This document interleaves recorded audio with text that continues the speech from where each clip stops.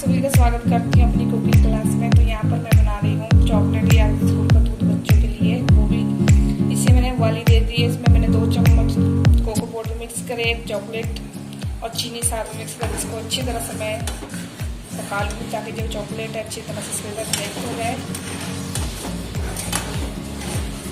मैं गैस कर दूँगी बंद, इसे ठंडा कर लेंगे।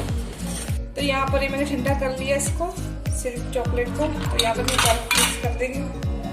तो दूध आप जितना मर्जी ले सकते हो, आपके चॉइस है इसमें। तो मैं इसमें थोड़ा सा पानी भी ऐड करूँगी, इसे मिक्स कर लेते हैं।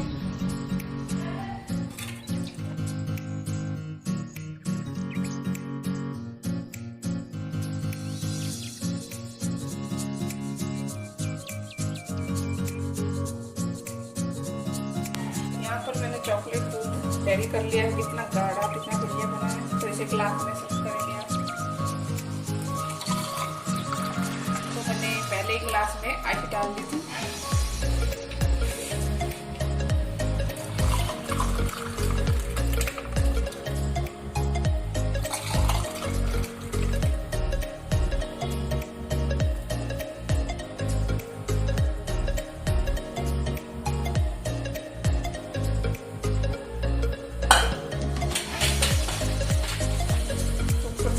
रख देंगे बच्चों को जो पसंद होते हैं।